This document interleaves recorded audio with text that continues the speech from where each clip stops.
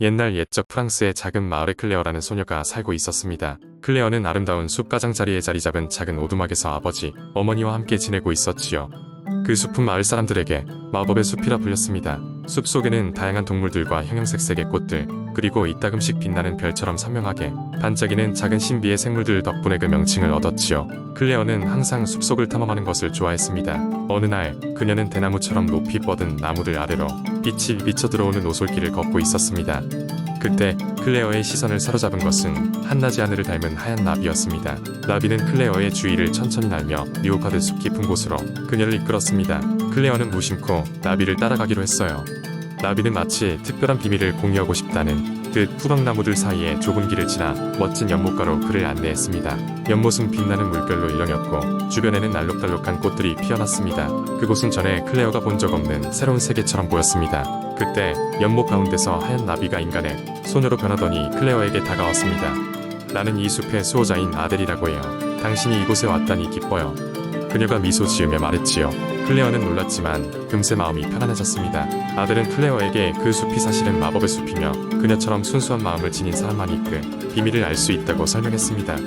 그리고 아델은 클레어에게 작은 수정 구슬을 건네며 구슬은 당신이 필요할 때마다 도움을 줄 거예요. 그리고 오늘 만남을 비밀로 유지해야 해요. 라고 속삭였습니다. 그날 이후 클레어는 종종 숲을 찾아 아델과 대화를 나누곤 했습니다. 그들은 함께 하늘 높이 날아가는 새를 보고 작은 동물들이 연못가를 어슬렁거리는 모습을 지켜보며 친구가 되어갔습니다. 숲의 비밀을 공유하며 클레어는 더욱 성장해갔고 나중에는 가족에게도 숲을 보호해야 한다고 가르치는 소중한 가치를 전수받았습니다. 많은 시간이 흐르고 클레어가 성인이 되었을 때에도 그녀는 숲을 지키며 숲의 수호자로 살아갔습니다. 그리고 자신만큼이나 순수한 마음을 지닌 사람들을 만나면 아델처럼 그들에게만 살짝 마법의 숲의 비밀을 전했습니다. 그것은 길고 길도록 이어지는 이야기의 시작이었고 클레어의 삶에 더할 나위 없이 큰 흔적을 남겼습니다. 두 번째 이야기한 옛날 옛적 프랑스의 작은 마을 근처에 깊고 신비로운 숲이 있었습니다. 이 숲은 루아르의 그랜드 폴에 라불이며 수백 년 동안 사람들의 전설 속에 남아 있었습니다. 이 숲에 들어간 자는 누구든 마법에 빠져 현실과는 다른 환상적인 세계로 빨려 들어간다고 전해졌습니다.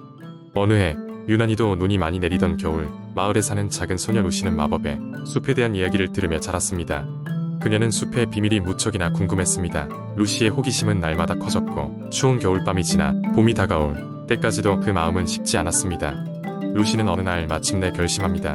숲을 탐험해 보겠어. 그녀는 이른 아침 부모님이 잠들어 있는 사이 몰래 집을 빠져나와 숲으로 향했습니다. 숲 입구에 서자 그 안에서 부드러운 발음과 함께 속삭이는 듯한 소리가 들렸습니다. 어서 오렴. 루시 숲에 발을 딛고 나자 갑자기 세상이 변하기 시작했습니다. 나무들은 거대한 존재로 변해 삶을 불어넣었고 모든 것이 소리내며 말을 걸었습니다. 루시는 깜짝 놀랐지만 동시에 자신을 반기는 천국 같은 분위기 속에서 경외감을 느꼈습니다. 길을 따라가자 작은 동물들이 그녀의 주변을 감싸 새하얀 눈을 품에 안고 춤을 추듯 쏟아졌습니다. 얼마 지나지 않아 루시는 크리스탈처럼 반짝이는 호수에 도착했습니다. 그 너머에는 고대의 요정들이 사는 궁전이 있었습니다. 이곳이 전해지던 이야기 속의 요정 궁전인가봐. 그녀는 눈을 크게 뜨고 길을 따라갔습니다. 요정들은 루시를 환영하며 각자 자신의 마법을 보여주었습니다. 하나는 꽃을 피우고 다른 하나는 하늘 위에 무지개를 그렸습니다. 루시는 요정들과 친구가 되어 궁전에서 며칠을 보냈습니다. 요정들은 그녀에게 특별한 경험을 안겨주었고 루시는 이 신비로운 생명체들과의 우정을 소중히 여겼습니다. 그리고 그곳에선 시간이 너무나 빨리 흘러갔습니다. 어느 날 루시는 돌아가야 할 시간이 다가왔다는 것을 직감했습니다. 작별 인사를 나눈 후 루시는 현실로 돌아가기 위해 숲의 길을 따라 걸었습니다. 그 순간 그녀는 속삭임을 들었습니다. 루시, 언제든지 돌아와 주렴. 이곳은 너를 환영할 것이야. 그리고 그녀는 숲의 가장자리에서 발을 내딛자 햇빛이 눈부신 마을의 풍경이 펼쳐졌습니다. 집으로 돌아온 루시는 자신만의 이야기를 간직한 채로 다시 일상으로 돌아갔지만 가슴속에는 그날의 놀라운 모험이 영원히 남았습니다. 루시가 사랑하는 이들에게 숲에서 있었던 이야기를 들려줄 때마다 그 이야기는 점점 더 많은 사람들에게 전해져 마을의 전설이 되었습니다. 언젠가 다시 마법의 숲을 방문할 날을 기다리며 루시는 자신이 가진 비밀과 꿈을 키우기 시작했습니다. 세 번째 이야기. 어느 깊은 숲 속에서 오래된 고목 나무가 서 있었습니다. 이 나무는 수백 년을 살았고 수많은 계절과 비밀을 간직하고 있었습니다. 고목 나무 주변에는 강이 흐르고 있었고 강물은 맑고 차가웠습니다. 이 숲에서는 여러 동물들이 평화롭게 살아가고 있었습니다. 매일 아침이면 작은 새들이 고목 나무에 가지에 앉아 노래를 불렀고 다람쥐들은 나무간을 뛰어다니며 도토리를 저장하였습니다. 숲의 평화로운 분위기는 어느 날 밤 울부짖는 소리에 의해 깨졌습니다. 작은 여우가 강가에 나타나 있었고 무언가 두려움에 떨고 있었습니다. 고목나무는 자장가처럼 부드러운 목소리로 물었습니다. 작은 여우야, 왜 그렇게 두려워하니? 여우는 조금 머뭇거리며 말했다. 저는 집을 잃어버렸고 어디로 가야 할지 모르겠어요. 고목나무는 여우에게 숲의 친구들을 소개해주기로 했습니다. 첫 번째는 지혜로운 올빼미였습니다. 올빼미는 높은 가지 위에서 눈을 반짝이며 말했다.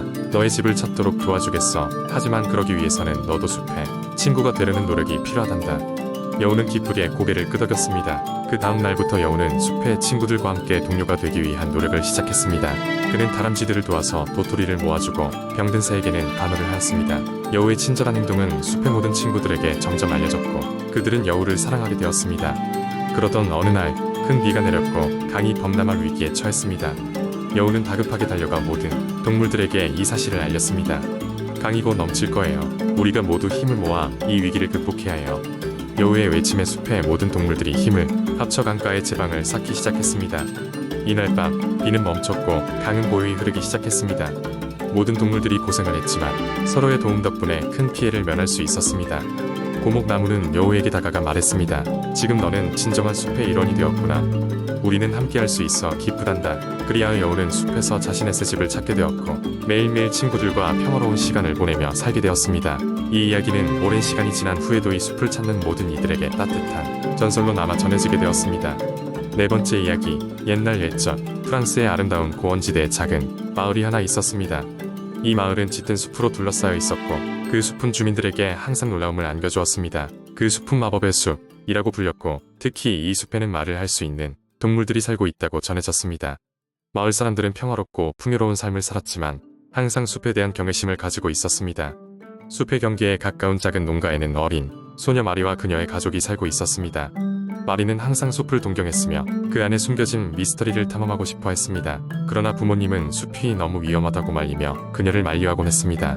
하지만 호기심이 가득한 마리는 어느 날 아침 부모님 몰래 숲으로 향했습니다. 숲속에 들어서자 마리는 찬란한 햇빛이 나뭇잎 사이로 빗나가고 새들이 하모니를 이루며 지저귀는 모습에 감명을 받았습니다. 그녀는 작은 오솔길을 따라 걷기 시작했고 얼마 지나지 않아 하나의 작은 호수를 발견했습니다. 호수 옆에는 반짝이는 물고기들이 이리저리 뛰어다니고 있었고 그중 한 마리의 물고기가 그녀에게 말했습니다. 안녕하세요, 마리. 저는 피에르라는 이름의 금붕어예요. 저는 이 숲의 안내자랍니다. 당신을 기다리고 있었어요. 마리는 이 신기한 현상에 놀랐지만 무척 흥미로워하며 피에르와 대화를 나누기 시작했습니다. 피에르는 마리를 숲의 깊은 곳으로 안내했고 그곳에는 놀라운 생명체들이 그녀를 반겼습니다. 마리는 숲속 마을에 도착했습니다. 그곳은 크고 작은 동물들이 공존하며 살아가는 멋진 장소였습니다.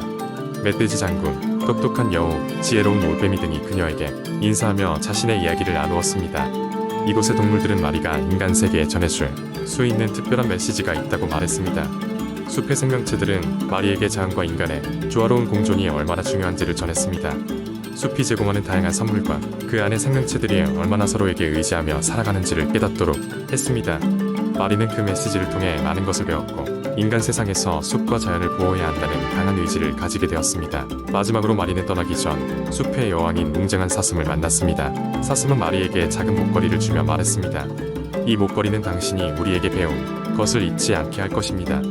돌아가는 길에도 항상 자연을 아끼고 존중하십시오.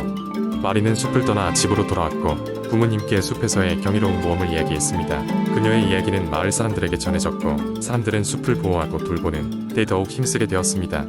마리의 모험은 마을과 숲 그리고 자연을 잊지 못할 경험으로 남았습니다. 이렇게 프랑스의 작은 마을에서는 사람들이 숲과 자연을 더욱 사랑하게 되었고 그들의 조화로운 삶은 대대로 이어져 갔습니다.